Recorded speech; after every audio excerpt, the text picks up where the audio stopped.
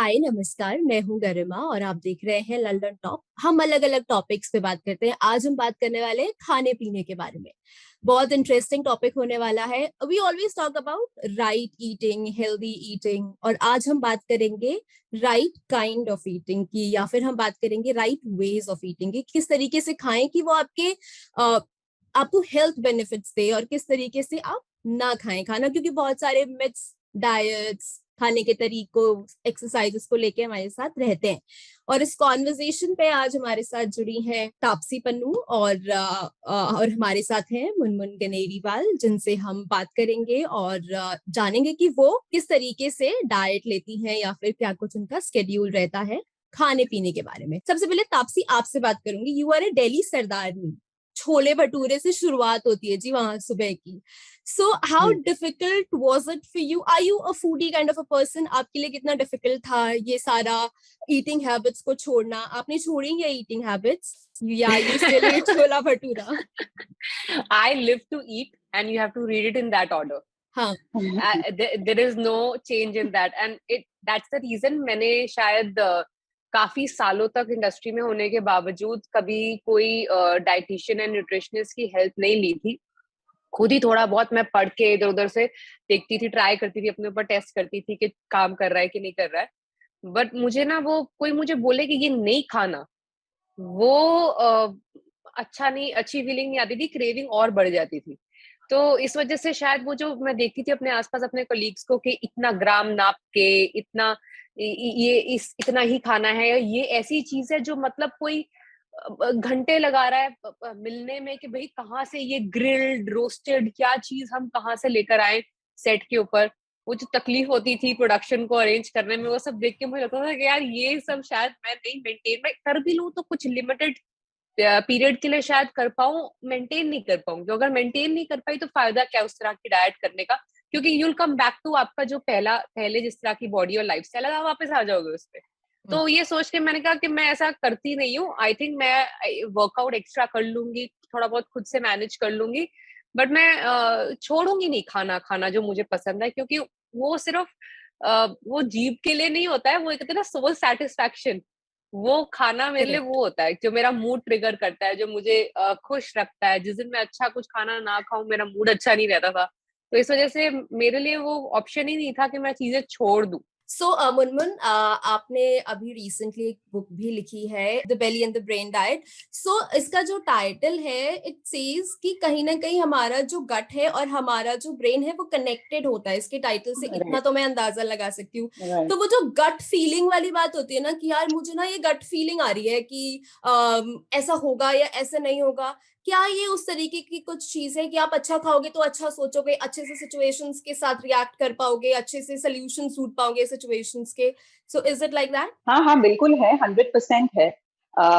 देखिए, ये जो हमारे इंग्लिश वोकैब्युलरी में हम बोलते हैं कि बटरफ्लाइज़ इन द स्टमक, हम्म। या फिर हम बोलते हैं कि शी और he has a fire in the belly. हमारे जितने कन्वर्सेशंस हैं, या फिर हम बोलते हैं बढ़िया बड़े बहुत गट्स है उसमें। तो if hmm. You see we talk about all these emotions and they are some way, मतलब वो गट से, बेली से कनेक्टेड हैं। सो ये जो हम इसको एक स्पीच के तरह यूज करते आए हैं, बट कहीं पे इसका एक हिडन साइंटिफिक मीनिंग है, क्योंकि बेली और ब्रेन आपस में बहुत डीपली कनेक्टेड है। अगर हम बहुत पहले अपने एंशियंट स्क्रिप्चर्स को देखें, या फिर हम आयुर्वेदा की बात करें, तो उसमें हमेशा ये बताया गया था कि आप जैसा खाओगे वैसा सोचोगे। मतलब करेक्ट। जैसा अन्न वैसा मन। तो करेक्ट। अगर आप सात्विक खाते हो तो ये कहा जाता था कि आपका माइंड जो है बहुत सात्विक रहता है। सात्विक का मतलब ये नहीं है कि आप सन्यासी वगैरह बन जाओगे, बट सात्विक का मतलब सिर्फ इतना था कि अगर कोई सिचुएशन आई है लाइफ में तो आप उस पे रिस्पॉन्ड करोगे, रिएक्ट नहीं करोगे इम्पल्सिवली। सेकेंडली होता था भी तामसिक खाना खाओगे, वेयर इट इज अबाउट मतलब तेल खाना या फिर अल्कोहल, ये सब तामसिक कैटेगरी में आता था। वो अगर खाओगे तो हमेशा चिड़चिड़े रहोगे, गुस्सा रहोगे, फ्रस्ट्रेटेड रहोगे, जेलसी, ग्रीड, ये सब तरह के इमोशंस देखे जाते थे। तो ये कनेक्शन हमें हमेशा हमारे एंसेस्टर्स ने भी बताया था, और यही चीज अब मॉडर्न साइंस भी रिवील करती है कि जैसा हम खाएंगे, जैसे हम अपने पेट को रखेंगे, वैसा ही हमारे थॉट्स होंगे और हमारे इमोशंस होंगे। हाँ, ये जैसा खाओगे अन्न वैसा होगा मन, ये तो अक्सर मेरी मम्मा भी मुझे कहती रहती थी कि अच्छा खाया करो, अच्छा सोचोगे, अच्छे विचार आएँगे। और इसी तरीके से ना एक और सेइंग है मुनमुन की eat your breakfast like a king, और उसके बाद ना हम सच में खुद को राजा समझने लग जाते हैं और वो मक्खन मार के पराठे, छोले-भटूरे, लस्सी सब हमें सुबह-सुबह चाहिए खाने के लिए। So do you really think कि वो हेवी ब्रेकफास्ट वाला जो कॉन्सेप्ट है, वो एक्चुअल में सही है? उसे किस तरीके से राइटली फॉलो किया जाए? देखिए, मैं हमेशा बोलती हूँ कि जो लोग डाइटिंग करते हैं ना, उनके कॉम्प्लिकेशंस क्या है, सुबह उठते ही शुरू हो जाते हैं, क्योंकि उनको आधी दुनिया बोलती है कि भाई फास्टिंग करो, आधी दुनिया बोलती है कि मतलब ब्रेकफास्ट लाइक अ किंग होना चाहिए, राजाओं के जैसे खाओ। तो बड़े ही कंफ्यूज्ड होते हैं वो लोग जो डाइटिंग करते हैं, क्योंकि सुबह उठते ही समझ नहीं आता कि किस तरफ जाना है, फास्टिंग करना है या इस तरह से खाना है। हुँ। बट मेरा मानना है कि हमें कहीं मिडिल पाथ में रहना चाहिए। फास्टिंग तो बिल्कुल नहीं करना चाहिए, सुबह उठते ही कुछ खाना ज़रूरी है, क्योंकि उसी तरह हमारा बॉडी का सिस्टम अलर्ट होता है कि सुबह हो गई है, और सारे सिस्टम्स अलर्ट होते हैं, डाइजेस्टिव सिस्टम्स, मेटाबॉलिक सिस्टम। तो डेफिनिटली फास्टिंग बिल्कुल नहीं करना है। राजाओं के जैसे भी नहीं खाना है, वो भी एक गलत कॉन्सेप्ट है, एक इंग्लिश प्रोवर्ब है जिसको हमने बहुत सीरियसली ले लिया है, और उस पे बहुत लोग अमल करने लगे हैं। बट वो भी नहीं करना चाहिए। अगेन, अगर हम आयुर्वेदा की तरफ देखें तो वो बोलते हैं कि मॉर्निंग 6 AM से 10 AM का जो टाइम है, ये जो टाइम है, ये प्रीडोमिनेंट दोषा, इसमें काफा दोषा है। तो जैसे हम जानते हैं, राइट, आयुर्वेदा में काफा, पित्ता, वात, 3 दोष हैं। तो ये दिन के टाइमिंग्स के हिसाब से ये दोषा जो हैं, इनको बताया गया है। तो मॉर्निंग 6 से 10 जो प्रीडोमिनेंट दोषा है, वो काफा होता है, और काफा दोषा में कुछ भी हैवी नहीं खाना चाहिए। इसीलिए जो मक्खन मार के पराठे हैं एंड एवरीथिंग वो खा सकते हैं, बट उसको 10 बजे के बाद, बेसिकली लंच टाइम पे खाओ। और इसी को जब मैंने माइक्रोबायोम साइंस के साथ मैच करने की कोशिश की, तो मैंने देखा ये बहुत ब्यूटीफुली मैच होता है, क्योंकि वहां पे भी इसको यही कहा जाता है, नाम अलग दिया गया है, और इसको सिर्केडियन रिदम डाइट बोलते हैं, जहाँ पे आप दिन में ब्रेकफास्ट लाइट करते हैं, लंच ज्यादा सब्सटैंशियल करते हैं, सिंपली बिकॉज जो सन है वो 6 से 10 के टाइम पे उतना उग्र या ब्राइट नहीं होता है, और नून के टाइम पे काफी ब्राइट और हॉट होता है। तो आप अपने खाने के मेन्यू को और क्वांटिटी को भी उसी तरह एडजस्ट करें। Okay. So Taapsee, how do you start your day? आपका दिन की शुरुआत कैसे होती है? सबसे पहली चीज क्या करती हैं आप उठने के बाद? अभी मेरी करंट मेरे प्लान के हिसाब से तो एक्चुअली मुनमुन का रेफरेंस चेंज होता है बेसिस वेदर एंड क्या उस टाइम टेम्परेचर चल रहा है, क्या सीजन चल रहा है, क्या चीजें मतलब बॉडी को इस टाइम पे किस तरह की मेरा वर्क शेड्यूल क्या है, उस हिसाब से। तो मेरा एक हर्बल टी होती है जो दिन शुरू होता है। टी का मतलब ये नहीं है कि उसके अंदर टी होती है, क्योंकि I hmm. Am not a morning tea coffee person at all. मैं वो नहीं है कि मेरे को दिन स्टार्ट करने के लिए 1 कप चाय या कॉफी चाहिए ही है। मैं कॉफी पीती हूँ दिन में शायद 1 बार, कभी भलता ही कभी हो जाए तो 2 बार, क्योंकि अगर मेरा दिन ज्यादा लंबा हुआ तो। बट वो भी तब होता है खाना खाने के बाद। तो मेरी जो दिन की शुरुआत होती है हर्बल टी से होती है, जिसमें कोई टी लीव्स होती नहीं है। और उसके बाद मैं वर्कआउट करती हूँ। उसके बाद मेरा एक प्रोटीन शेक होता है, और उसके बाद ब्रेकफास्ट होता है, एंड देन उसके बाद मतलब 2-2 घंटे बाद मेरा खाना होता है। उसके बाद हर 2-2 घंटे बाद कुछ ना कुछ खाना है पीना। अच्छा, तापसी, मैं आपका एक इंटरव्यू देख रही थी लल्लन टॉप पे ही, तो वहाँ पर इंटरव्यू से पहले मूँगफलियाँ मंगवाई गई थी। तो मुझे लगा ठीक है, 1 मूँगफली खा लेंगे, 2 मूँगफली खा लेंगे, मतलब जनरली हम सेलिब्रिटीज़ को देख के यही दिमाग में सोचते हैं कि ये लोग कम खाते होंगे, या ये लोग फास्टिंग करते होंगे, या ये लोग खुद को बाँध के रखते होंगे खाने पर। But throughout the interview I notice you were actually munching. I really like that thought. तो मुझे मुझे ये एक्चुअली लग रहा काफी था मेरे इंटरव्यूज के अंदर हो चुका है। ये अभी रिसेंटली मैंने एक और एक्टर्स का राउंड टेबल किया था, तो वो सब कॉफी चाय वगैरह मंगवा रहे थे। वो पूछते हैं जनरली आपको क्या खाना है, रखेंगे। मैंने कहा 1 कटोरी मूंगफली की रोस्टेड मूंगफलियां, वो मैंने अपने बाजू में रखी। तो पूरे इंटरव्यू के टाइम आई स्वेयर वो शुगर एडिट हो गया, नहीं तो पूरा इंटरव्यू वो जो 1-1.5 घंटे का है उसके अंदर मैं बस मूंगफली खा रही हूँ बैठ के। वेरी अनलाइक द डेकोरम जो एक एक्ट्रेस से एक्सपेक्ट हो, बट नहीं, मेरा मूंगफली खाने का टाइम था वो। वो मेरा वो मेरा मिड मील टाइम था, जिसमें बैठ के मुझे मूंगफली चबानी है, तो मैं चबा रही थी। अच्छा। Like a very sincere one जो सब कुछ फॉलो करते हैं। इंटरव्यू के बीच में टाइम चला जाएगा, नहीं तो मिड मील का भी इंटरव्यू के बीच में ही चबा करो। या तो actually I really like that, क्योंकि लोगों को ये लगता है कि उनका एक उनको दिमाग में रहता है कि एक्ट्रेस हैं तो शायद ये लोग फास्टिंग पे रहते होंगे या कम खाते होंगे या एक पर्टिकुलर तरह की डाइट जो है वो लेते होंगे। लेकिन आई रियली लाइक कि आप मूंगफली उस तरीके से मंच कर आपने रहे तो थे। आपने फिर भी मुझे अच्छे टाइम पे देख लिया है जिसमें मैं मूंगफली खा रही हूँ। अगर आप मुझे मेरे नॉर्मल फूड ईटिंग टाइम पे देखेंगे तो आप बिल्कुल ही मतलब लगेगा कि ये किस तरह की डाइट ये, है। हाँ, वरना मेरी ब्रेकफास्ट के अंदर अगर आप तो नॉर्मल जैसे डोसा होता है या कुछ उस तरह का नॉर्मल पराठा होता है दही के साथ, ये सब तरह का मेरा ब्रेकफास्ट होता है। मैं किसी के घर जाती हूँ कभी, जैसे मेरी एक राइटर फ्रेंड है कनिका, उनके घर मैं एक बारी गई थी, हम किसी नरेशन के लिए मैं उसके घर गई थी, तो उसने मुझे पूछा आप क्या खाओगे, क्योंकि सुबह के मैं ज्यादा अर्ली मॉर्निंग पर्सन हूँ, तो मैं सुबह 10 बजे मीटिंग पे पहुंच जाती हूँ। तो उसने पूछा क्या खाना है घर पे मैं बनवा दूं, उस हिसाब से घर का खाना हेल्दी होगा। यूजुअली उसके घर एक्ट्रेस आते हैं नरेशन के लिए, तो मतलब बड़ा ही मतलब पोहा उस टाइप, तो एक तो आई एम सॉरी टू से मुझे पोहा बिल्कुल पसंद नहीं है। तो मैं पोहा नहीं खा सकती, हालांकि लोगों को बहुत पसंद है। तो मैंने कहा कि हाँ मेरे आज कल के ब्रेकफास्ट के मेन्यू में मेरे छोले भटूरे। तो Kanika went in a shock. Kanika 2 second के लिए सोच रही है कि ये पहली बार मेरे कुक को मुझे बताना पड़ेगा कि कोई हीरोइन नरेशन के लिए आ रही है और उसने डिमांड करी है कि ब्रेकफास्ट में छोले भटूरे, क्योंकि वो मेरा हफ्ते का वो दिन था जिसमें मैं एक मील अपनी चीट कर सकती हूँ, जो भी घर का बने हुए छोले भटूरे खा सकती हूँ। तो वो मेरा खाना था, प्रॉपर छोले भटूरे, 2 भटूरे मैंने खाए हैं अच्छे खासे। वो सारे के वो इतने एक्साइटेड थे घर पे कि कोई एक्ट्रेस ने आके खाना बनवाया है प्रॉपर, मतलब कोई हाँ, इस तरह की चीज नहीं है। मुझे रेयर पूछते रेयर हैं सीन।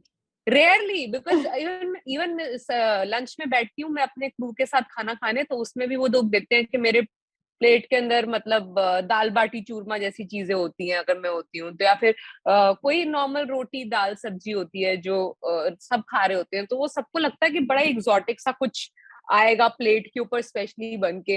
तो वैसा कुछ होता नहीं है। तो वो सब मुझे रिएक्शन देख के बड़ी हंसी आता है लोगों के। अगर आप उस टाइम पे देखते तो आप भी बड़े हैरान होते कि ये इस टाइम। और मुझे हर 2 घंटे बाद खाना चाहिए, क्योंकि वो खाना नहीं दोगे ना, वो मुझे मेटाबॉलिज्म जैसा बढ़ाया मेरा मुनमुन ने कि अब 2 घंटे बाद अगर खाना नहीं मिलेगा ना तो मेरा शुगर लेवल लो होने लग जाता है। तो अब मैं इंसान खाने के पीछे पड़ सकती हूँ 2 घंटे में खाना नहीं दिया तो। एंड और आपका ये जो स्टेटमेंट है ना, ये अब मुझे बहुत मोटिवेट करने वाला है। जब भी मेरे को छोले भटूरों को देख के लगेगा कि नहीं नहीं नहीं नहीं गरिमा नहीं खाने, तो मुझे लगा अरे खा सकते हैं, तापसी भी तो खाती है। So this is gonna motivate me अरे ऐसे। मेरे एक्सट्रीम डाइट के टाइम पे भी मैंने मुनमुन को बोला था, मुनमुन मेरा बड़ा मन कर रहा है छोले भटूरे खाने का, प्लीज मैं एक बार ही खा लूं क्या? तो मुनमुन ने कहा था हाँ एक खा ले। This it is is really is nice. Like, हाँ, या वो that Delhi was during my जाती हैं। एक्सट्रीम टाइम, हाँ, एक्सट्रीम हाँ, वर्कआउट टाइम, रश्मि रॉकेट के टाइम की बात है ये। वो सो दिल्ली जाती है तो छोले भटूरे उनके लिए बहुत वो है, इट्स लाइक हाँ इमोशनल बॉन्ड। या इट हैज टू हैपन, क्योंकि मैं ना एक चीज मेरी बड़ी वो होती है कि make sure calories are worth it. इसलिए नहीं खाना है कि मतलब कि जस्ट मुझे बिकॉज मुझे अलाउड है मैं खा रही हूँ, बट वो ऐसा हो कि टेस्टी भी ना हो और मैंने खा भी लिया, वो वर्थ होना चाहिए। मीठा भी मुझे खाना अलाउड है, बट मैं ऐसा ही, मेरे को एक तो थैंक गॉड मेरे को स्वीट टूथ है नहीं, मेरे को फ्राइड चीजें ज्यादा पसंद है, मेरे को मीठी चीजें ज्यादा पसंद है नहीं।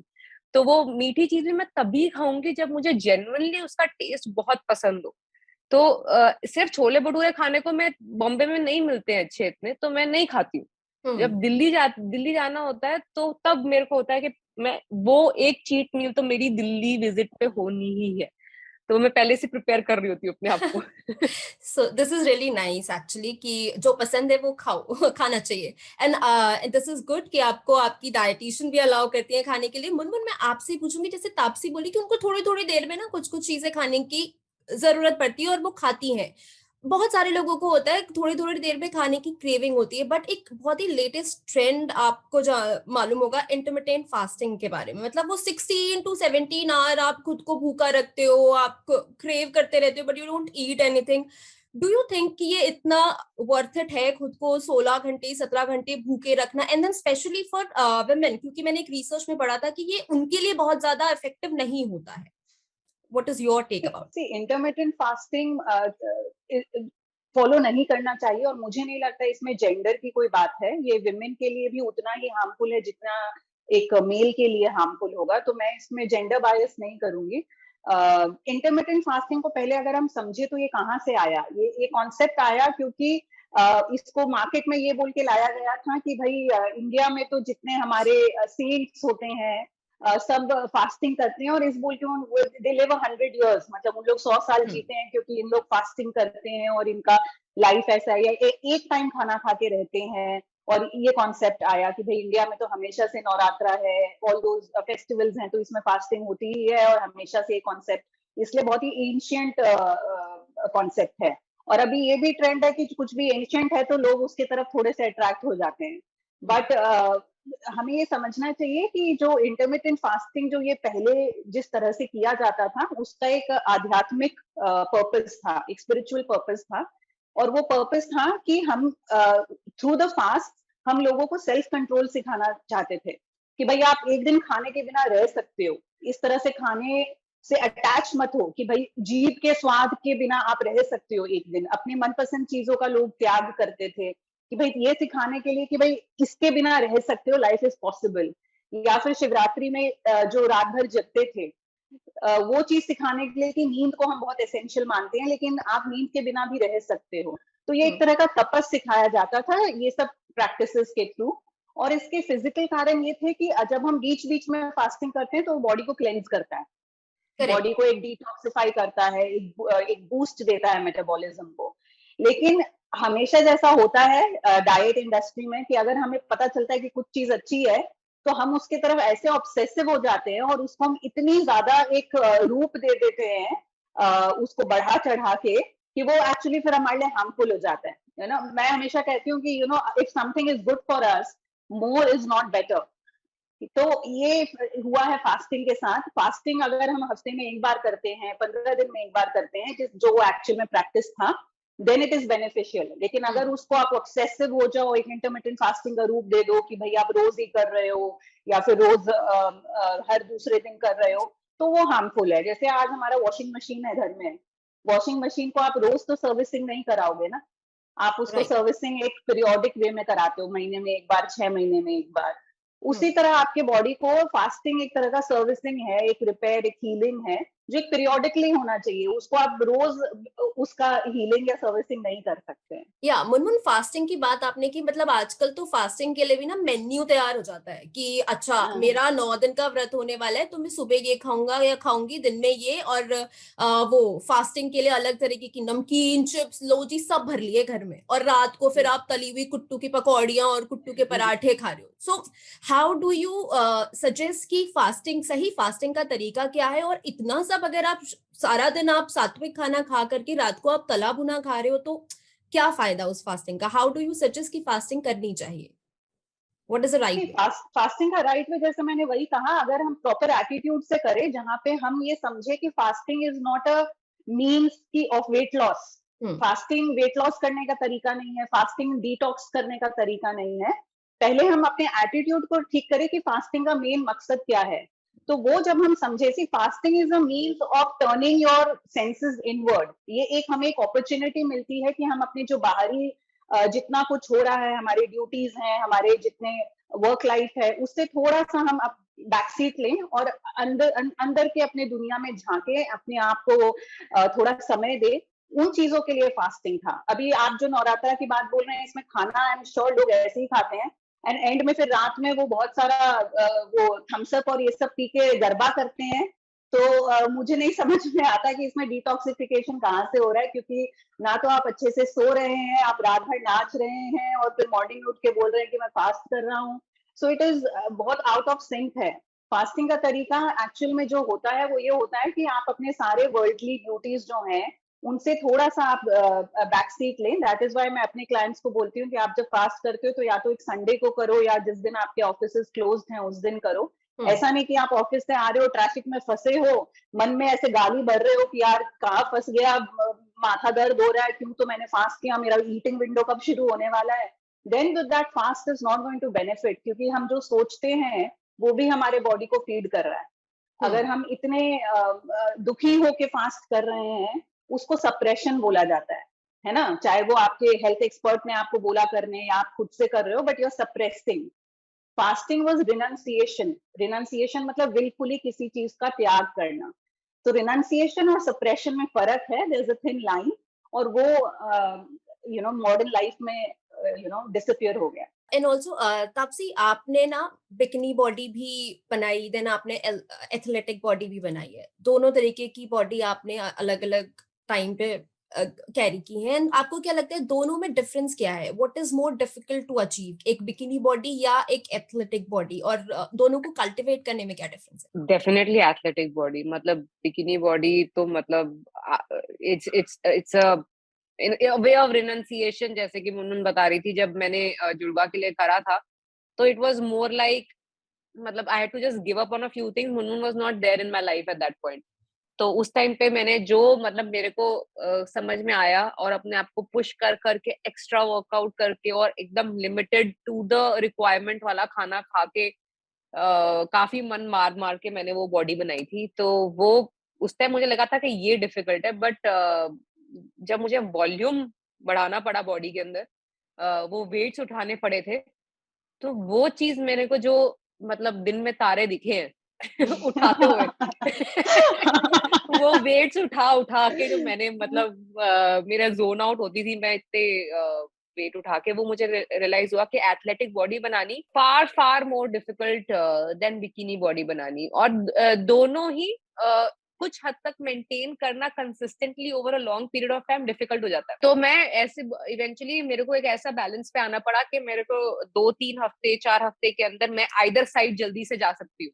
अगर मुझे जरूरत पड़ी तो बिल्ड भी हो जाएगा, जरूरत पड़ी तो शेड भी हो जाएगा। तो वो एक बीच का मेंटेन करना पड़ा मुझे। बट एथलेटिक बॉडी बनाना ज्यादा डिफिकल्ट है अगर आप सही तरीके से बना रहे हो तो, क्योंकि तरीके बड़े सारे हैं बनाने के। 1 महीने के अंदर एथलेटिक बॉडी नहीं बनती है। तो जो 1 महीने में बना रहा है एथलेटिक बॉडी, तो वो तरीका सही तरीका या लॉन्ग टर्म तरीका, हेल्दी तरीका नहीं है। तो टाइम लगता है बनने में, क्योंकि ओवरनाइट तो मतलब कुछ भी ऐसा आपको सक्सेस किसी भी चीज में नहीं मिल सकती। तो आपको वो कितना जो वक्त होती है लगा? डिफिकल्ट। मेरे को एक्चुअली टेक्निकली अगर मैं काउंट करने पे आऊं तो मैंने जनवरी 2020 से शुरू करी थी ट्रेनिंग, और इवेंचुअली जो हमने फाइनल रेस सीक्वेंसेस शूट करे थे बिकॉज ऑफ लॉकडाउन, बीच में 5 महीने का जो गैप भी आ गया था, जाके दिसंबर में करे थे। तो बीच में चालू किया रोका, फिर थोड़ी देर उसको मेंटेनेंस पे रखा कि एकदम से, क्योंकि लॉकडाउन हो गया 5 महीने, घर से बाहर नहीं निकल सकते, तो वो उस तरह की डाइट को चेंज करना पड़ा, क्योंकि वो सिर्फ हैवी वेट लिफ्टिंग के लिए डाइट बनाई गई थी। तो अब घर में जितना हो सकता है उसके हिसाब से उतना रखा। तो वो काफी अप एंड डाउन हुए मेरे लॉकडाउन के चक्कर में। और साथ साथ में क्योंकि मैं शूट कर रही होती थी, तो मैं दूसरी पिक्चर शूट कर रही हूँ, तो ऐसा नहीं हो सकता कि मैं बेहोश ही हो जाऊं, मतलब इतना हैवी वर्कआउट करने के बाद एनर्जी ना रहे बाकी काम करने की। तो काफी मेरी डाइट उसकी वजह से भी डिपेंडेंट थी, बाकी चीजों पे भी। बट इवेंचुअली आप देख सकते हो कि जनवरी में चालू किया, दिसंबर के अंदर जाके मैंने अपने फाइनल बेसिस शूट करी थी, तब तक मेंटेन किया था मैंने। ओके।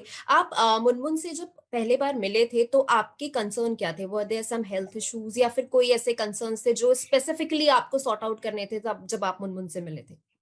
मेटाबॉलिज्म का प्रॉब्लम था मेरे को मैंने कभी भी मुनमुन को as such major weight issue नहीं है कि मुझे बढ़ाना है कम करना है, ये वाली प्रॉब्लम्स मेरी ज्यादा थी नहीं, क्योंकि मतलब ये तो बहुत टेम्पररी होती है, ये हो सकता है कम ज्यादा हो सकता है, मुझे पता है कभी भी मतलब कर सकते हैं ये। बट मेन प्रॉब्लम मेरी जो थी वो मेटाबॉलिज्म की थी। मैं दिन में लिमिटेड, मैं 2 मील खा पा रही थी प्रॉपरली, और ऐसा लगता था कि डाइजेस्ट नहीं हो रहा है जल्दी। और मतलब एसिडिक प्रॉब्लम्स एंड ये सब बहुत था इश्यूज मेरे को। और बस हमारे वर्किंग आवर्स इतने इरेटिक होते थे कि मेरा वर्क लाइफ भी इसको सपोर्ट नहीं करता था, इस तरह की प्रॉब्लम को। तो वो मेरा बहुत मेजर प्रॉब्लम था जब मैं मुनमुन के कांटेक्ट में आई थी। करेक्ट। अच्छा मुनमुन, हमने तापसी की भी बात सुनी कि वो हेक्टिक डे और एक हेवी वर्कआउट के बाद ना हम बॉडी को रेस्ट देना कहीं ना कहीं भूल जाते हैं, वो कितना इम्पोर्टेंट है। और क्योंकि आपने अपनी बुक में योग निद्रा की बात भी कही है, सो वो आपकी बॉडी को कैसे दोबारा से एनर्जी देती है, और क्या है योग निद्रा, कैसे आप इसे अपनी बॉडी को रिवैम्प कर सकते हैं? सी योग निद्रा वेरी सिंपली सेइंग एक डीप रिलैक्सेशन टेक्निक है। डीप रिलैक्सेशन टेक्निक है जो बहुत ही अद्भुत है, क्योंकि योग निद्रा अगर कोई 30 मिनट्स आधे घंटे के लिए करता है तो इसका इफेक्ट जो है वो 5 घंटे की जो नींद हम लेते हैं रात में उसका इक्विवेलेंट है। तो आप 5 घंटे सो या आधे घंटा योग निद्रा करो, आपको सेम अमाउंट ऑफ रिलैक्सेशन मिलेगा। योग निद्रा becomes very important also because हमारे आजकल के जो मॉडर्न लाइफस्टाइल है उसमें ये देखा गया है कि ज्यादा से ज्यादा बीमारियां और वेट गेन भी स्ट्रेस की वजह से हो रही है। हमारा जो एक एक कल्चर था 50 इयर्स पहले या 60 इयर्स पहले, उसमें क्या होता था कि हम फिजिकली स्ट्रेस्ड रहते थे क्योंकि हाथ से बहुत मेहनत था। तो कोई अगर बीमार होता था तो वो यूजुअली फिजिकल किसी तरह के स्ट्रेस की वजह से हो रहा था। लेकिन आजकल क्या हो गया है कि फिजिकल स्ट्रेस उतना नहीं है, मेंटल स्ट्रेस बहुत बढ़ गया है। कोई भी इंसान अगर बीमार हो रहा है, वेट गेन कर रहा है, कुछ भी हो रहा है, उसमें मेंटल स्ट्रेस का एक बहुत बड़ा रोल देखा गया है। ये रिसर्च के थ्रू देखा गया है। तो बहुत एस्टैब्लिश्ड कनेक्शन है बिटवीन स्ट्रेस एंड इलनेस। और जब हम स्ट्रेस की बात करें तो स्ट्रेस हर रूप में दिखाई देने लगता है। मतलब वो हार्मोन्स को इम्बैलेंस करता है, तो कॉर्टिसोल नाम का एक हार्मोन है जो स्ट्रेस हार्मोन है, वो बढ़ जाता है। वो बढ़ने से आपको एक टिपिकल बेली फैट दिखेगा, जो हम बेली फैट बोलते हैं कि भाई सब कुछ तो ठीक है लेकिन जो बेली है वो तो मेरा जाता ही नहीं है। तो ये बहुत टिपिकल सिम्टम्स होते हैं जिससे पता चलता है कि स्ट्रेस जो है कारण है। जैसे एसिडिटी ऑल्सो, 80% ऑफ लोग जो एसिडिटी से सफर करते हैं ये वो लोग हैं जो मेंटली बहुत स्ट्रेसफुल लाइफ जीते हैं। So just few of the examples, but actually stress का जो रोल है बहुत ह्यूज है एंड दैट इज व्हाई ये इंपॉर्टेंट है कि हम कोई ना कोई रिकवरी मैकेनिज्म अपने लाइफ में लाएं। And again going back to few years back, जब हम योगा को बहुत महत्व देते थे, जब उसके पहले जब योगा वेस्ट में गया फिर चक्कर मार के हमारे पास आया, तब हम उसे अप्रिशिएट करने लगे हैं अब। लेकिन एक टाइम था जब योगा वेस्ट में जाने के पहले भी इंडिया में काफी उसको मायना दिए जाता था। लाइक मैं अपने फादर से जब बात करती थी, उनके स्कूल में yoga was a compulsory regime at that time. तो उस समय जब ये था तो उस समय recovery, mental recovery mechanisms automatically हमारे लाइफ में इनबिल्ट थे। हम उसको इस तरह से देखते नहीं थे कि ओ हम स्ट्रेस रिलीफ कर रहे हैं या हम ये कर रहे हैं, बट वो अलग अलग तरीकों से थे। एंड योग निद्रा जो है वो ये एक उसमें से ये एक तरीका है। मैं इसको इसीलिए बहुत ज्यादा प्रमोट करती हूँ क्योंकि बहुत आसान है करने के लिए। क्योंकि डीप रिलैक्सेशन के और बहुत तरीके हैं, लेकिन उसमें क्या है किसी को कोई स्किल सीखना पड़ता है कि भाई कैसे करे। पर योग निद्रा एक गाइडेड मेडिटेशन है, एक ऑडियो चलता है, उसमें इंस्ट्रक्शंस मिलते हैं और आप सिर्फ वो लेट के इंस्ट्रक्शंस फॉलो करते हैं। तो कोई बच्चा भी उसे कर सकता है। इनफैक्ट बहुत सारे मेरे क्लाइंट्स हैं जो अपने बच्चों को भी अब सिखा रहे हैं। तो बहुत आसान है और बहुत इफेक्टिव है। And mental relaxation and recovery बहुत बहुत इंपॉर्टेंट है अगर हम हर तरह की बीमारी, स्पेशली मेंटल हेल्थ इश्यूज या इवन फिजिकल हेल्थ इश्यूज से अगर हम लॉन्ग टर्म सोल्यूशन पाना चाहते हैं। करेक्ट। सो मनमोहन, आपने बोला कि जैसे योगा है, वेस्ट में गया और वापस आया, फिर हमने इसको फॉलो करना शुरू किया। वैसे ही घी की अगर मैं बात करूं, घी हमें दादी नानी के समय से सुनते आ रहे हैं कि घी खाना इंपॉर्टेंट है। बकायदा मेरी दादी तो बोलती थी कि सर पे भी कभी कभी घी लगाया करो, घी की मालिश किया करो। पर बीच में देयर वाज अ टाइम जब हमें लगता था कि नहीं नहीं घी नहीं खाना है, वेट बढ़ जाएगा। रोटी में घी लगाकर अगर मम्मी देती थी तो ऐसा लगता था मम्मी ये क्यों दे दिया। देन अगेन अब वो सुपर फूड बन गया है, तो अब हम उसको खरीद खरीद के खा रहे हैं। हमको लग रहा है कि नहीं घी तो सुपर फूड है, ये हमें खाना चाहिए। मैं तापसी से भी पूछूंगी घी लगी हुई रोटी खाती है क्या, लेकिन उससे पहले how important ghee is for a diet, और कैसे मतलब किस तरीके से राइट तरीके से इसे खाया जाए। नहीं, घी तो बहुत इंपॉर्टेंट है डाइट में। अगेन अगर हम बहुत पहले की बात करें, एंशिएंट टाइम्स और इवन आयुर्वेदा में बहुत सारे ऐसे घी हैं, स्पेशल मेडिसिनल घी, जो अगर आप नाक में दे दे तो आपके प्रोलैक्टिन कम हो जाते हैं। क्योंकि बहुत विमेन का प्रोलैक्टिन हाई होता है जिसकी वजह से वेट गेन होता है और पीसीओएस जैसे इश्यूज होते हैं। प्रोलैक्टिन एक तरह का हार्मोन है। तो सिंपली जस्ट बाय मैं अपने क्लाइंट्स के साथ बहुत यूज करती हूँ। एक मेडिसिनल घी है जो आप सिर्फ नाक में दो और प्रोलैक्टिन लेवल्स नॉर्मल हो जाते हैं। कुछ ऐसे मेडिसिनल घी हैं जिनको खाने से एक्चुअली वेट लॉस होता है।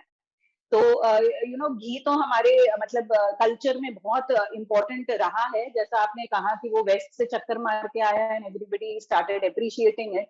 बट सिर्फ घी नहीं, मैं सभी फूड के बारे में ये बोलना चाहूंगी कि जैसे ट्रू लव होता है ना, ट्रू लव जो होता है वो चेंज नहीं होता कि भाई आज मैं 20 साल की हूँ तो वो मुझसे प्यार कर रहा है, पर मैं 30 साल बाद जब मैं 50 की हो जाऊंगी, मेरे बाल सफेद हो जाएंगे, तो वो मुझे प्यार करना छोड़ देगा। Then that is not love. Love is something जो हर फेज में कांस्टेंट रहता है, जो चेंज नहीं होता है, टाइमलेस होता है, राइट। तभी हम बोलते हैं कि true love is timeless.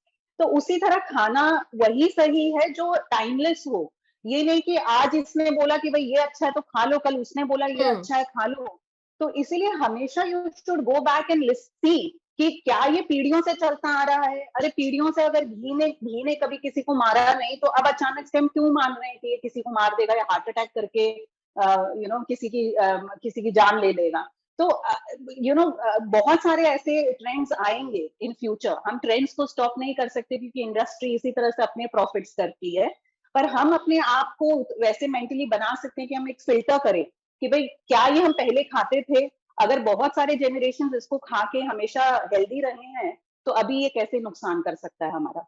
So Taapsee, do you love घी लगी हुई रोटी? तापसी की मम्मा ये इंटरव्यू देखेंगी कि कहेंगी पहले मूंगफली फिर घी की रोटी, ये मेरी बच्ची के खाने पे नजर लगा रही है। नहीं नहीं, आई थिंक मेरी माँ तो मतलब she is always wanting me to eat everything under the sun. तो मेरी तो एंड घी का ये सीन था कि बीच में only during my school time, I remember, school नहीं कॉलेज टाइम, मुझे याद है थोड़े टाइम के लिए मैंने वो फैड के अंदर कि भाई घी नहीं खाना चाहिए, कुछ एकदम ड्राई रोटी खानी चाहिए वाला अपनाया होगा थोड़ा सा। बट घी एंड वाइट मक्खन ये एवरीडे थिंग होता है एक पंजाबी हाउस होल्ड के अंदर हमारा। वाइट मक्खन स्पेशली वो हर बारी आप पराठे से लेके रोटी जो है आप मतलब यहाँ तक कि दाल के अंदर भी हम ऊपर से व्हाइट मक्खन जो घर में बनाया होता है वो डाल के खाते थे। तो वो काफी देर तक मेरी डाइट का हिस्सा रहा है। हाँ, बट वो घी को मैंने जो स्टैंड अलोन खाना पसंद करना शुरू कर दिया था वो जब मुझे मुनमुन ने बोलता कि दिन की शुरुआत करनी है घी खा के, तो एक बड़ा सा वो इट इज सो एडिक्टिव। मतलब मेरे को इतना पसंद आया टेस्ट उस घी का कि अब तो मतलब मैं घी वेट करती हूँ कि वो मेरी डाइट प्लान में कब आएगा। घी एक बड़ा चम्मच सुबह से घी के ऊपर मैं काला नमक डाल के जो खाना शुरू किया है। मेरी जो इनिशियल एसिडिटी जो इश्यूज थे मेरे बिगनिंग में, फर्स्ट उसका जो तोड़ था यही दिया था मुनमुन ने कि बड़ा सा एक चम्मच घी के अंदर ना आप एक काला नमक डाल के गर्म पानी के साथ पी लो। तो मैंने कहा कि घी के अंदर नमक मतलब वो मतलब मैं घी बाकी जगह डाल के खाया बट घी ऐसे स्टैंड अलोन नहीं कभी ऐसे खाना शुरू किया। उसके बाद से जो मैंने खाना शुरू किया अब तो घी, अब मेरे पूरा खानदान मेरा मजाक उड़ाता है, मतलब specially my friends and all, because इतना सारा वो बीच में घी मेरे को बोलना शुरू किया था कि मुनमुन ने कि रात को अगर जल्दी अच्छी डीप स्लीप करनी है तो वो पैर के नीचे घी लगा के सोना है। तो मैं तो वो भी लगा के सोने लग गई थी क्योंकि जिस टाइम मेरे को वर्कआउट वगैरह करना होता था काफी एंड मेरी शूटिंग भी चल रही होती थी, मेरे पास सिर्फ गिनती के 8 घंटे होते थे सोने के लिए और मेरे को था कि इससे बेटर रिकवरी नहीं है तो अच्छे से सोना पड़ेगा। तो ये घी लगा के रात को पैर के नीचे कुछ भी प्रॉब्लम हो घी लगा लो। तो वो सारे के सारे मेरा मजाक उड़ाते हैं कि इसका कोई भी प्रॉब्लम हो इसको तो घी घी के पास जाओ, घी के पास। तो ghee is a very important part of my life now. So Taapsee, Rashmi Rocket के वक्त भी जब हम रांची में शूट कर रहे थे तो क्योंकि वहां बड़ी ठंड थी उस समय एंड तापसी को ऑब्वियसली वो रनिंग सीन्स थे रांची में तो उनको अपने बेस्ट परफॉर्मेंस भी देना था। और इनकी जो बिकॉज वो एथलीट का रोल प्ले कर रहे थे तो जो उनकी जर्सी थी ना वो ऑब्वियसली वो स्लीवलेस और वो सब था। तो ये कवर्ड अप नहीं हो पा रहे थे क्योंकि इनका रोल वैसा था और इनके कपड़े वैसे थे एज एन एथलीट। हम लोग तो सब ऐसे जैकेट वैकेट ग्लव्स और टोपी सब पहन के हम लोग सेट पे आते थे। तो क्योंकि इनको उस समय मुझे वो देखना था कि इनको भी मसल सोरनेस भी ना हो क्योंकि ये बहुत ज्यादा भाग रहे थे उस समय, सुबह से शाम तक इनके कॉन्स्टेंट रीटेक्स होते थे। तो मसल सोरनेस भी ना हो और इनको वो थोड़े से बॉडी में अंदर से गर्मास भी मिले खाना के हेल्प से। तो एक स्पेशल घी उस समय इनको दिया था जिसमें लहसुन मिक्स्ड था। तो वो लहसुन के साथ वो घी एक्चुअली पकाया गया था, आंटी ने बनाया था। मैंने आंटी को जब कहा तो आंटी ने बना के इनके साथ भेजा था सेट पे। तो वो गार्लिक घी है जो बॉडी में जो इन्फ्लेमेशन हो जाते हैं या जो मसल के पेन्स हैं या एक जो नेचुरली बॉडी को गर्म रखना है तो वो चीज हमने यूज करी थी। और सेट पे सब लोग बड़े ही आश्चर्यचकित थे क्योंकि वो गार्लिक घी ये ना तो सिर्फ खा रहे थे उसको फिर ये लिट्टी चोखा में ऐड कर करके खा रहे थे। डुबा के मतलब वो जो गोल गोल लिट्टी चोखा की वो जो बॉल्स होती है उसको डुबा के घी के अंदर मतलब तो फिर बाकी सारी लड़कियां जो एथलीट्स थे इनके साथ बाकी सब ने फिर वो खाना शुरू किया कि चलो अच्छा तापसी खा रही है तो कुछ तो अच्छा होगा चलो। मुझे सच में ये इंटरव्यू से पहले लगा था कि तापसी की डाइट के बारे में मुझे जो पता चलेगा वो ये कि मैं सुबह उठ के गर्म पानी पीती हूँ, मैं ये डाइट फूड खाती हूँ, या मैं ब्रोकली खाती हूँ, या मैं बॉइल्ड फूड खाती हूँ, पर मुझे पता चला है मैं घी खाती हूँ, मैं छोले भटूरे खाती हूँ। इसके अलावा और क्या? तापसी तो क्या? मतलब अगर मैं बॉइल्ड वेजिटेबल ये सब दे देती ना तो मेरे से रिश्ता नाता तो खत्म हो चुका होता है इनका। ये बहुत बॉइल्ड साल पहले। वेजिटेबल्स और ये सैलेड, ये दो हाँ चीजें मेरे को समझ में नहीं आती है। मैं सैलेड हाँ तो मतलब मैं खा ही नहीं सकती हूँ सैलेड। हम्म थैंक गॉड उन्होंने पहली चीज मुझे बोली थी कि नहीं रॉ वेजिटेबल्स मैं दूंगी नहीं, आई बिलीव के कुक करके ही खानी चाहिए। मैंने कहा शुक्र है, क्योंकि ये सैलेड बिजनेस तो नहीं हो सकता है मुझसे, और ये बॉइल्ड तो बिल्कुल ही नहीं हो सकता है। तो हम्म वो तो हो ही नहीं सकता है। वो मैं मुझे देख के ना उल्टी आती है कई बार, इतना ज्यादा सैलेड और बॉइल्ड चीजें खाना कि ये क्या मतलब लाइफ मार मार के जीने वाली डाइट है जो ट्रू। वो नहीं खा सकती मैं। और हम एक्चुअली ना डाइट को बना भी ऐसे दिया गया है कि जब आप डाइट करने का प्लान करते हो पहले आपको खुद को बहुत मोटिवेट करना पड़ता है कि कल से डाइट पे जाना है, चलो आज ना थोड़ा सा मीठा खा लेती हूँ, कल से तो सब बंद हो जाएगा, आज एक पराठा खा लेती हूँ, कल से तो सिर्फ बॉइल्ड वेजिटेबल्स खाना है। पर ये कॉन्वर्जेशन इतना इंटरेस्टिंग हो रहा है, मुझे लग रहा है कि डाइट करना भी बहुत इंटरेस्टिंग हो सकता है। मतलब आप मजे से सब कुछ खाते हुए भी अपनी बॉडी पर ध्यान दे सकते हैं, जैसा कि जनरली डाइट को लेके एक मिसकंसेप्शन रहता है। अच्छा, मैं आऊंगी जैसे हम लोग अगर हम अपनी बात करें, मीडिया पर्सनालिटीज है या फिर जैसे एक्टर्स हैं, कुछ स्केड्यूल तय नहीं होता है, कभी भी उठ रहे, कभी भी भाग रहे, कभी लंच मिल गया तो कर रहे, ब्रेकफास्ट मिल गया तो स्किप हो रहा है, तो वो एक स्केड्यूल जो है वो सेट हो ही नहीं पाता है। So for people like us what would be the tips कि हम किस तरीके से अपना हम अपने बैग्स में ऐसी क्या चीजें कैरी करें कि मंचिंग कर सकें, या फिर हमें थोड़ी थोड़ी देर में उन्हें खाने की जरूरत पड़े तो हम वो सब चीजें खा सकें। देखिए, सबसे पहले ऐसा है कि ये चीज जानना बहुत जरूरी है जिसको मंचिंग बोल रहे हैं ना, ये जो गैप है, जैसे तापसी 2 घंटे में खाती है क्योंकि वैसे उनके बॉडी की नीड है, ट्रू। ये सबके लिए एप्लीकेबल नहीं होगा। हम्म तो ये जो चीज है ना, ये again it's about getting in tune with your own body. कई बार क्या होता है, स्पेशली क्योंकि मैंने बहुत जर्नलिस्ट के साथ जो भी मैंने काम किया है, जितना भी मैंने बात की है उनसे, मैंने ये देखा है कि जब वो खाना कुछ खाते हैं, मंचिंग करते हैं, तो ये ज्यादा करके सेंसरी स्टिमुलेशन होती है कि सामने भाई ये रखी है तो चलो खा लो, सामने ये मफिन्स है या ये डोनट है या पेड़ा है तो हम्म चलो खा लो। तो हम्म ये जो हम खा रहे हैं ना, इसको फॉल्स सेंस ऑफ हंगर बोलते हैं। मतलब वो अगर सामने अगर आपके पेड़ा नहीं होता तो आप बिना खाए रह रहे थे, पर क्योंकि वो सामने आपने देख लिया तो आपके जो सेंसेस स्टिमुलेशन हुआ है कि भाई जीभ में, बोलते हैं ना, मुंह में पानी आने लगा, हाँ वो नोज से स्मेल है, आंखों से आपने देखा है, तो वो जो सेंसरी स्टिमुलेशन से एक false sense of hunger buildup होता है और हमें लगता है कि नहीं भूख थी तो मैंने खा लिया। तो इसीलिए फिर वो मंचिंग बोलते हैं उसको, कि हम मंचिंग करते रहते हैं। अगर हम इस तरह से खाएंगे तो कभी भी वेट लॉस नहीं होगा। इट इज इम्पॉर्टेंट कि जब हम मंचिंग की बात करते हैं, जो हम स्नैक्स की बात करते हैं कि भाई हमने खाना तो खा लिया, क्योंकि वो जो 3 वक्त का खाना है वो तो सब खा ही लेते हैं, लेकिन ये जो बीच के मिड मील्स हैं उसमें एक ट्रू सेंस ऑफ हंगर जब तक आप फील नहीं करते हैं, जो ये सेंसरी स्टिमुलेशन नहीं है। ट्रू सेंस ऑफ हंगर क्या होता है, आपको अपने पेट से फील होता है कि पेट में एक ना, एक ग्राउलिंग होता है, एक हंगर सेंसेशन होता है। तो जब तक आप वो फील नहीं करते हैं, जब तक आप एक बैक सीट लेके अपने आप को पूछते नहीं है कि भाई मैं ये खा रहा हूँ, पर ये क्या इसीलिए खा रहा हूँ क्योंकि मेरे कलीग ने ये पिज्जा बॉक्स खोल दिया मेरे सामने, क्या मैं हम्म इसीलिए खा रहा हूँ, या actually there is a true sense of hunger here. तो अगर वो ट्रू सेंस ऑफ हंगर है तो आप खाइए ना, आप 2 घंटे में खाइए, 3 घंटे में खाइए। बट मोस्टली ये देखा गया है, स्पेशली विद पीपल जो वेट के साथ स्ट्रगल कर रहे हैं, कि उनमें ये कनेक्शन ही छूट जाता है और वो हम्म ऐसे ही खाते रहते हैं बिना कोई सेंस ऑफ हंगर के, तब वो बॉडी में नुकसान करता है। तो इसलिए सबसे पहले कि आप पर्स में क्या कैरी करें, वो तो फ्रूट्स हैं, नट्स है, आर्टिसनल चीज है, अच्छी क्वालिटी की चीज है, इस तरह की कई चीजें हैं जो आप कैरी कर सकते हैं। जैसे पीनट्स है, जैसे तापसी खाती है मिड मील में, ड्राई फ्रूट्स हैं, डेट्स है, रीजन है, ऐसे काफी चीज है जो आप कैरी कर सकते हैं। पर हम्म ऐसा ना हो कि भाई मेरे बैग में है तो मैं खा लेता हूँ, या ऐसा ना हो कि भाई सामने वाला खा रहा है तो मैं खा लेता हूँ। अंडरस्टैंड कि मैं ट्रूली हंग्री कब हूँ और तभी आप खाइए। तो ये सबके अलग अलग होते हैं कि किसको कितने देर में खाना है। करेक्ट। कई बार ऐसे भी होता है कि अच्छा ठीक है, कुछ काम करते करते बोर हुए, किचन का एक चक्कर लगा जाते हैं, भूख नहीं लगी but we end up eating something and then वो एक बार चिप्स का पैकेट या बिस्किट का पैकेट खुला तो वो खत्म होके ही फिर रुकता है। सो मतलब ये जरूरी नहीं है, आप ये कह रहे हो कि this is not hunger, this is like the false sense of. Yes yes.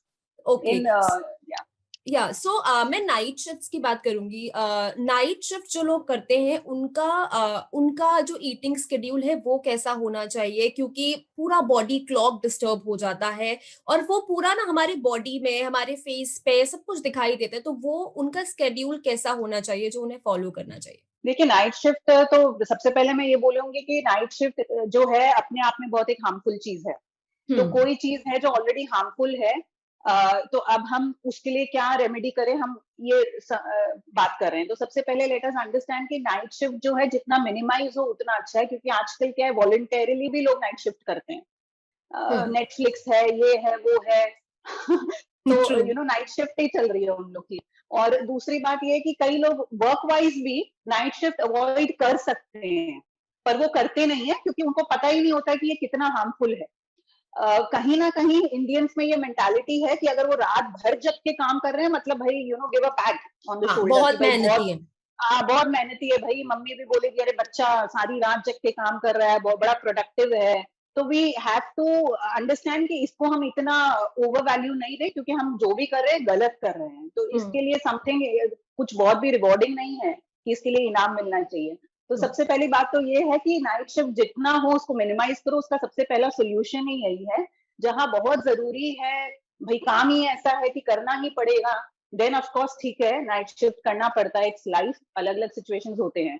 उसमें टिप्स मैं आपको यही बोलूंगी कि नाइट शिफ्ट जैसा हम मॉर्निंग कैसा शुरू करते हैं, मॉर्निंग हम शुरू करते हैं कि भाई ब्रेकफास्ट लाइट करो, लंच जो है वो होलसम सब्सटैंशियल होना चाहिए।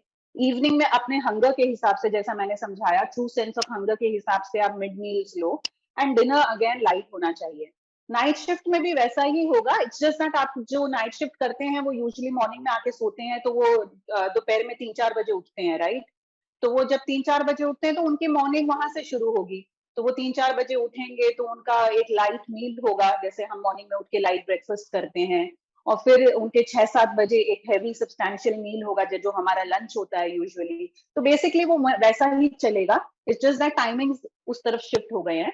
इसको करने से ऐसा होगा कि नाइट शिफ्ट वाइंड अप करके जब वो घर आने वाले हों तो ऑटोमेटिकली 3-4 घंटे पहले उन्होंने एक लाइट मील लिया रहेगा, कुछ हैवी नहीं खाया रहेगा, क्योंकि डिनर हम लाइट करते हैं यूजुअली, राइट? तो क्योंकि हमने ये टाइमिंग्स को शिफ्ट कर दिया है, तो उनका जो लास्ट मील है वो लाइट होगा, एंड फिर वो लाइट मील लेके वो घर आके सो सकते हैं। That is the best that can be done.